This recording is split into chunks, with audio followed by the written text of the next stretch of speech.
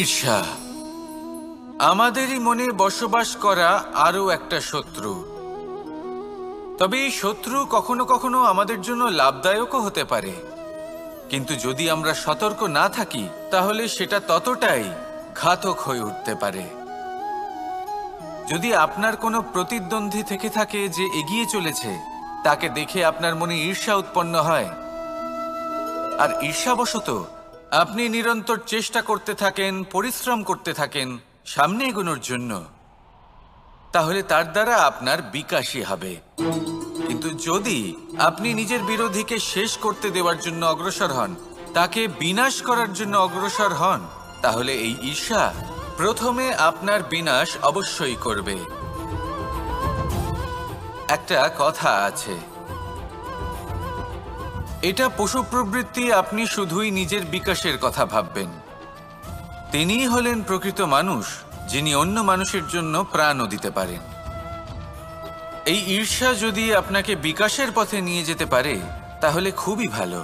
যদি আপনাকে অন্য কাউকে বিনাশ করে দেওয়ার পথে অগ্রসর করে তাহলে তার থেকে দূরে থাকাই ভালো। যেমন ধরুন, আপনার কাছে একটা সূচ আছে যার দ্বারা আপনি ছেঁড়া কাপড়ও সেলাই করতে পারবেন বা অন্য কারোর পাত্রে ছিদ্রও করে দিতে পারবেন। আপনি কি চাইবেন, নিজের বিকাশ নাকি অন্য কারোর বিনাশ? সিদ্ধান্ত আপনারই।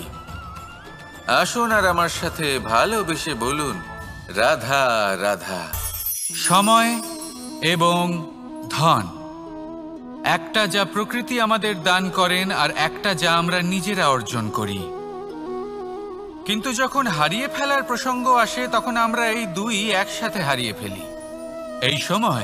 এই সময় যদি আপনি গুনতে থাকেন তাহলে তা এমনিও নষ্ট হয়ে যাবে, কারণ সময় গণনা করতে আপনি যে সময় ব্যতীত করেন তা তো এমনিই নষ্ট হয়ে যায়। এই সময়কে যদি আপনি একত্রিত করার চেষ্টা করেন তাহলে তা সম্ভব হবে না। সময়ের বিষয়ে শুধু একটাই কথা বলবো, আপনি যদি একে ব্যবহার করেন তাহলেই জীবনে বৃদ্ধি হবে। ধনের সাথেও এটাই হয়। কথায় আছে যে এই ধনের দ্বারাই ধন অর্জন করা সম্ভব। যদি আপনি এই ধনের যত্ন নেন এবং একে সামলে রাখেন তাহলে ধন আপনাকে সামলে রাখবে। এবার সময় আমরা প্রচুর পরিমাণে পাই, কিন্তু তার অর্থ এটা নয় যে আমরা তা নষ্ট করি। বাস্তব অর্থে সময় তা অত্যন্ত মূল্যবান। এর সদ্ব্যবহার করা যদি আপনি শিখে যান তবে এই সময়ও আপনাকে অবশ্যই অতি মূল্যবান করে তুলবে। আসুন আর আমার সাথে ভালোবেসে বলুন, রাধা রাধা। সাফল্যের বাস্তব অর্থ কি? নিজের লক্ষ্যে দৃষ্টিবদ্ধ হয়ে থাকা, প্রতিদিন তার জন্য কর্ম করা, দৃঢ় নিষ্ঠার সাথে উত্থান পতনের সামনে এগোতে থাকা আর নিজের লক্ষ্য প্রাপ্ত করা, এটাই কি সাফল্য? যদি আপনার কোনো বস্তু লাভ করতে হয়, কোনো শক্তি লাভ করতে হয় বা কোনো স্থান লাভ করতে হয় তাহলে তার জন্য এসব ঠিক আছে, কিন্তু বাস্তবে সাফল্য এটা নয়। আপনার কাছে থাকা কোনো বস্তু, শক্তি বা স্থান আপনি কিভাবে ব্যবহার করবেন তা আপনার উপর নির্ভরশীল। যদি তার সঠিক ব্যবহার আপনাকে করতে হয় তাহলে উচিত সময় এবং উচিত স্থানে আপনাকে থাকতেই হবে। একে নিয়তিও বলা হয়। এবার ধরুন, এমন কোনো গ্রন্থ আছে যা জ্ঞানের দ্বারা ভরপুর, এমন জ্ঞান যার দ্বারা জীবন বদলে দেওয়া সম্ভব। এবার এই গ্রন্থ যদি এমন কোনো ব্যক্তির হাতে পৌঁছয় যিনি নিরক্ষর, তিনি কি এই গ্রন্থের সদ্ব্যবহার করতে পারবেন? কখনোই নয়। সেই জ্ঞান দিয়ে নিজের আচরণ পাল্টাতে পারবেন? কখনোই নয়। সেরকমই ধরুন কোনো ব্যক্তি যার কাছে একটা অস্ত্র আছে যার দ্বারা উনি শত্রুকে শেষ করে দিতে পারেন, কিন্তু সেই ব্যক্তি হলেন একজন কাপুরুষ। তিনি কি শত্রুকে শেষ করতে পারবেন? তিনি কি জয়লাভ করতে পারবেন? কখনোই নয়। আপনার কাছে কি আছে তার থেকেও বেশি গুরুত্বপূর্ণ আপনি তা দিয়ে কি করবেন। উচিত ব্যক্তির সাথে উচিত সময় উচিত স্থানে থাকা বেশি গুরুত্বপূর্ণ। নিজের গুণের সাথে, নিজের শক্তির সাথে, নিজের জ্ঞানের সাথে উচিত সময় উচিত স্থানে অন্যের যন্ত্রণাকে দূর করা, অন্যের জীবনকে আরো সুন্দর করে তোলা, এটাই হলো সাফল্য। তাহলে সাফল্যের বাস্তব অর্থ বুঝুন, অর্থাৎ নিজেকে আরো প্রসন্ন রাখুন আর আমার সাথে ভালোবেসে বলুন, রাধা রাধা। আমার জীবনে পরিচয় হয়েছে অনেক ব্যক্তির সাথে, ভিন্ন ভিন্ন ধরনের মানুষ। এনাদের সাথে আলাপ হয়ে খুব ভালো লেগেছে, অনেক শিক্ষাও লাভ করেছি।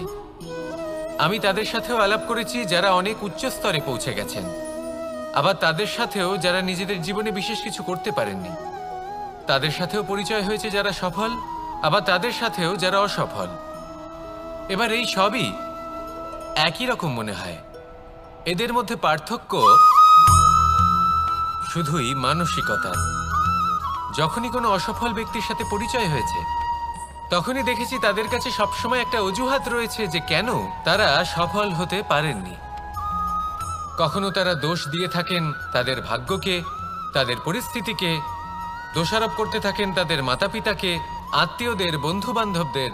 কোনো না কোনো অজুহাত সবসময় এদের কাছে থাকে যে কেন তারা সফল হতে পারেননি। সেখানেই যখন সফল ব্যক্তির সাথে পরিচয় হয়, তাদের কাছে সবসময় একটা কারণ থাকে যে কিভাবে এই সমস্যাগুলির ঊর্ধ্বে উঠে সাফল্য লাভ করা যায়। আর সেই কারণ হলো যে যাই হয়ে যাক না কেন, সাফল্য লাভ করতেই হবে। যতই সংঘর্ষ করতে হোক না কেন, যতই সমস্যা আসুক না কেন, সফল আমাদের হতেই হবে। এটাই পার্থক্য মানসিকতার। সত্যি কথা বলতে আপনার আজকের এই মানসিকতা হলো আপনার আগামী ভবিষ্যতের ইমারতের ভিত। এই মানসিকতা যতটা প্রবল হবে, যতটা শুভ হবে, আপনার ভবিষ্যৎ ততটাই বিশাল এবং সুন্দর হবে। তাহলে সমস্যার উপর নয়, সাফল্যের উপর মনোযোগ কেন্দ্রীভূত করুন, জীবনে এগোতে থাকুন, আর আমার সাথে ভালোবেসে বলুন, রাধা রাধা। প্রত্যেক প্রাণী ভালোভাবে জীবন যাপন করতে চান, এটা তাদের স্বভাবে আছে এবং ভাবাটা অনুচিত নয়। কিন্তু একটা ভালো জীবনের গুরুত্বপূর্ণ অংশ কোনটা? বসবাসের স্থান, সেই স্থান যেখানে আমরা জীবন অতিবাহিত করি। এবার মানুষ ভাবতে পারেন যে একটা ভালো বাসস্থানের অর্থ কি? সেই স্থান যেখানে সহজে জল পাওয়া যায়, যেখানে শুদ্ধ বায়ু পাওয়া যায়, যেখানে আনাজ উৎপন্ন হয়। এটা জীবনযাপনের জন্য পর্যাপ্ত বটে, কিন্তু ভালো জীবনযাপনের জন্য আরও একটা কথা আপনাকে বুঝতে হবে। সাধু, জ্ঞানী, পণ্ডিত ব্যক্তি, এই সকল মহাপুরুষ, এনাদের যে বাসস্থান তা অত্যন্ত বিশেষ হয়। এখানে এক ধরনের বিশেষ ইতিবাচক শক্তি থাকে, এমন একটা স্থান যেখানে দেবতারাও বিচরণ করেন। জীবন আমরা সবাই যাপন করি, কিন্তু জীবনের উদ্দেশ্য শুধুমাত্র জীবন যাপন করা নয়। জীবনের উদ্দেশ্য হল মুক্তি লাভ করা। আর এই সকল সাধু, জ্ঞানী, পণ্ডিত ব্যক্তি, এই সকল মহাপুরুষ আপনাকে মুক্তির পথে নিয়ে যেতে পারেন। কারণ এরা হলেন সেই মহাপুরুষ যারা নিজেদের অন্তরের বিকার, অহংকার, ক্রোধ, বিদ্বেষ, এই সকল দোষগুলিকে ত্যাগ করেছেন, এদের উপর বিজয় লাভ করেছেন। এমনই একজন ব্যক্তি আপনাকে মুক্তির পথে নিয়ে যেতে পারে। প্রয়োজন হলো শুধুই এনাদের চিনতে পারা, এদের কথা বুঝতে পারা এবং এদের দেখানো পথে চলা। যদি আপনি এটা করতে পারেন, তাহলে এই মন প্রফুল্ল হয়ে বলবে, রাধা রাধা। এই সংসারে সবথেকে বেশি মূল্যবান কি হতে পারে? সময়। সমগ্র পৃথিবীর সমগ্র সম্পত্তি ব্যবহার করেও সময়ের একটা মুহূর্ত লাভ করা যায় না, এতটাই বেশি মূল্যবান। আর এই সময়কেই আপনি হেলায় নষ্ট করতে থাকেন, এর সদ্ব্যবহার করেন না, নিজের স্বপ্ন পূরণ করেন না। আর যখন এই সময় পার হয়ে যায়, তখন মনে হয় আর তো সময় অবশিষ্ট নেই। এটা হলো অনুচিত। তাই এই সময়ের সদ্ব্যবহার করুন, শ্রেষ্ঠ কর্ম করুন, সেই সকল কর্ম করুন যা আপনি করতে চান, সেই সকল স্বপ্ন পূরণ করুন। এই সময় ব্যর্থ হতে দেবেন না। এই সময় কারোর জন্য থেমে থাকে না। আর একবার এই সময় পার হয়ে গেলে আর আপনি তার সদ্ব্যবহার না করলে, এই সময়ই এসে আপনার বিনাশ ঘটাবে। এই সময়কে সম্মান করুন, আর আমার সাথে ভালোবেসে বলুন, রাধা রাধা। মনুষ্য জীবনের সবথেকে বেশি গুরুত্বপূর্ণ বিষয় হল মনের একাগ্রতা। এই সংসারের যে কটি মহান কার্য সম্পাদন হয়েছে, তা হলো মনের এই একাগ্রতার একমাত্র ফল। আপনি অবশ্যই দেখে থাকবেন অনেক ছোট বড় নদী যা বয়ে চলে তাদের সামনে একটা বাঁধ নির্মাণ করা হয় সেই সব নদীর জল সঞ্চয় করতে। বাঁধ হয়ে গেলে প্রয়োজন মতো বা মনের ইচ্ছে মতো তাকে ব্যবহার করা সম্ভব। এবার এটাই আমাদের মনের সাথেও সম্ভব। আমাদের মনের একাগ্রতা আজকের দিনে দাঁড়িয়ে বিভিন্ন ধরনের বিকার, ক্রীড়া এবং ভোগের মধ্যে ভাগ হয়ে গেছে। একে একত্রিত করতে হবে, একটা বাঁধ নির্মাণ করতে হবে, কর্মের বাঁধ।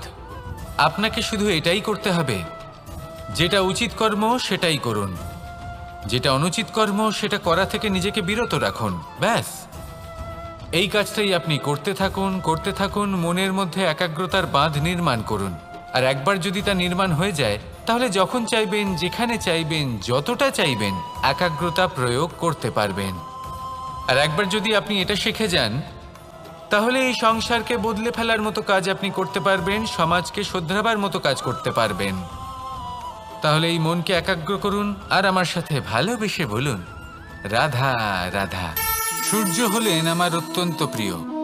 প্রতিদিন আমাকে নতুন শিক্ষা দিতে থাকেন। একবার সূর্যকে দেখুন, 4 প্রহর পর্যন্ত উনি অন্ধকার সহ্য করেন, তারপর আস্তে আস্তে উদিত হন। প্রথমে লাল, তারপর গেরুয়া, তারপর শ্বেত বর্ণ ধারণ করেন। আস্তে আস্তে আকাশে উদিত হন আর তারপর সমস্ত সংসারে প্রকাশমান হয়ে উঠবেন। এ হলো সূর্যের তপস্যা, তার ধৈর্য, তার প্রতীক্ষা, তার পরিশ্রম, যার ফলে উনি সংসারে সর্বোচ্চ স্থান অধিকার করেছেন। যদি আপনিও এই সংসারে সূর্যের মতোই মহান হয়ে উঠতে চান, সূর্যের মতো এই সংসারে সর্বোচ্চ স্থান অধিকার করতে চান, তাহলে আপনাকে সূর্যের মতোই তপস্যা করতে হবে, প্রতীক্ষা করতে হবে, ধৈর্য ধরতে হবে, পরিশ্রম করতে হবে। তবেই এই সংসারে আপনি সম্মান লাভ করবেন, যশ লাভ করবেন। আসুন আমার সাথে ভালোবেসে বলুন, রাধা রাধা। একটা শব্দ আছে, পরিস্থিতি। অনেক মানুষের মুখে আমরা এই শব্দ শুনি। জীবনে যখন অসফল হই, দুঃখ আসে, সংকট আসে, কোনো বিপদ ঘনিয়ে আসে, তখন সমস্ত দোষ আমরা পরিস্থিতির ওপর চাপিয়ে দিই। আর দেখতে গেলে কোথাও না কোথাও ঠিকই করি। এই পরিস্থিতি প্রত্যেক দিনের মতো পাল্টাতে থাকে, কিন্তু এই দিন, এই রাত, এমন কেউ আছেন যিনি এর ওপরেও নিয়ন্ত্রণ সাধন করেন, আর তিনি হলেন সূর্য। ঠিক সেই রকমই আমাদের জীবনেও সূর্য হলো এই মন। যদি এই মনের ওপর আমরা নিয়ন্ত্রণ করতে পারি, তাহলে আমরা জীবনকেও নিয়ন্ত্রণ করতে পারবো। প্রথমে এই মনের রাজা হয়ে উঠতে হবে। তাই মনে রাখবেন, যদি মন দুর্বল হয়, তাহলে পরিস্থিতি আমাদের সমস্যা বলে মনে হবে। এই মন যদি স্থির হয়, পরিস্থিতি প্রতিস্পর্ধা বলে মনে হবে। আর এই মন যদি শক্তিশালী হয়ে ওঠে, তাহলে যে কোনো পরিস্থিতি আপনার কাছে একটা সুযোগ মাত্র, এমন এক সুযোগ যাতে অগ্রসর হয়ে আপনি মহান হয়ে উঠতে পারেন।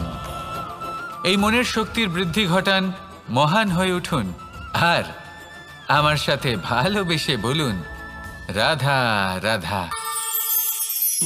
এই সংসারের একটা নিয়ম আছে, বা বলতে পারেন লোকে তাই বলে, যে শক্তিশালী হয় সে শক্তিহীনকে নত করে দেয়। এমনটাই হয়, তাই না? আবশ্যক নয়। কখনো কখনো এমনও হয়, একজন অসমর্থ ব্যক্তি সমর্থ ব্যক্তিকে নত করে দেন। এটা সম্ভব, এও হতে পারে। আর এটা তখন হতে পারে যখন তার মধ্যে ভালোবাসার শক্তি থাকে। ভালোবাসার শক্তি এই সংসারে সবথেকে বড় শক্তি হয়। এই ভালোবাসার শক্তি দ্বারাই নির্ধন সুদামা আমাকে দিয়ে নিজের পা ধুইয়ে নিল, কিছু না বলেই, কিছু না চেয়েই। এই কর্মের আধার ছিল শুধুমাত্র ভালোবাসা। খুব শক্তিশালী হয় এই ভালোবাসা। ভালোবাসার শক্তি দ্বারাই আপনি হিমালয় পর্বতকে নত করতে পারেন, তাহলে কি অসম্ভব হতে পারে? এই ভালোবাসার শক্তির সঞ্চার করুন আর এই ভালোবাসার সাথেই বলুন, রাধা রাধা।